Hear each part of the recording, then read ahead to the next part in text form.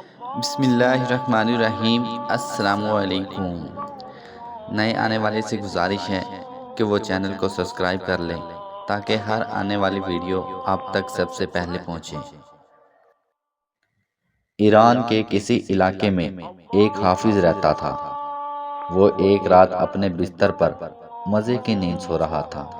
وہ خواب میں دیکھتا ہے کہ مجھے کوئی یہ کہہ رہا ہے کہ آپ کے گھر کے سامنے ایک پھل فروش پھل بیچتا ہے، اس کو عمرہ کرا دو۔ یہ خواب دیکھتے ہی حافظ صاحب کی آنکھ کھل گئی۔ حافظ صاحب یہ بات سوچتے ہوئے دوبارہ لیٹ گئے کہ اس کا یہ شاید وہم ہے۔ یہ خواب حافظ صاحب کو مسلسل 3 دن تک آتا رہا۔ تیسرے دن جب یہ اپنے بستر سے اٹھا تو اس نے اپنے نوکر کو اپنے پاس بلا کر کہا، فلاں بندہ ہمارے گھر کے سامنے پھل کی ریڑھی لگاتا ہے، آپ اس کے پاس جا کر اس سے فون نمبر لاؤ۔ اس کے بعد نوکر نے اپنے مالک حافظ صاحب کے حکم کی تعمیل کی، پھل فروش سے اس کا نمبر لا کر حافظ صاحب کو دے دیا۔ حافظ صاحب نے پھل فروش کو کال کی۔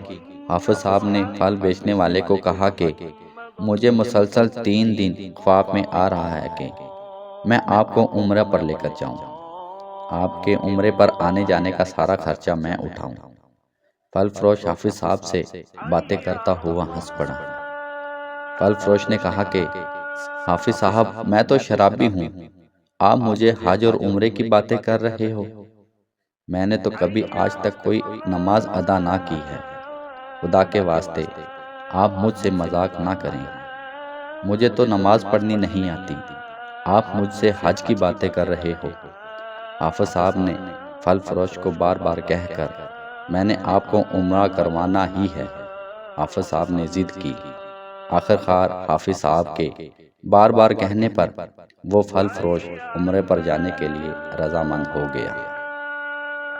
اور جب حافظ صاحب اس آدمی کے پاس آئے تو حافظ صاحب نے دیکھا کہ وہ واقعی بندہ شکل و صورت سے بہت ہی گناہ گار لگ رہا تھا۔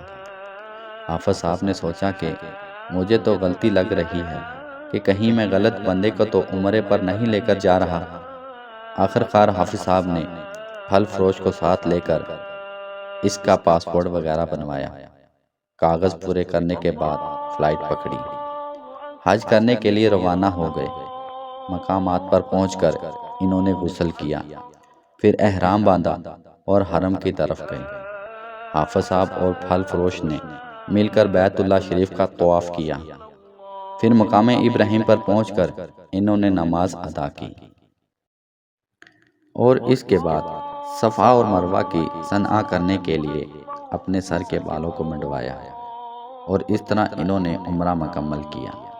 عمرہ مکمل کرنے کے بعد واپس اپنے ملک ایران کی طرف آنے لگے تو فروٹ فروش نے حافظ صاحب سے کہا کہ میں اللہ تعالیٰ کے گھر 2 نفل ادا کرنا چاہتا ہوں، پھر کیا پتہ دوبارہ موقع ملے یا نہ ملے، زندگی کا کیا اعتبار ہے، کب سانس ختم ہو جائے۔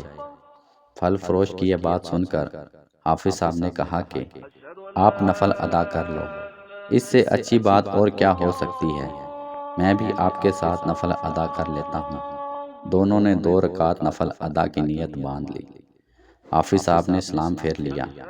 حافظ صاحب سلام پھیرنے کے بعد کافی دیر تک پھل فروش کے پاس بیٹھے رہے۔ پھل فروش ابھی تک سجدے کی حالت میں ہی تھا، اور کافی دیر انتظار کرنے کے بعد حافظ صاحب نے سوچا کہ پھل فروش سجدے سے کیوں نہیں اٹھ رہا۔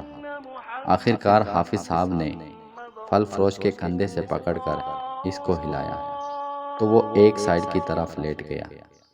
جب دیکھا گیا تو اس کی روح پرواز کر چکی تھی۔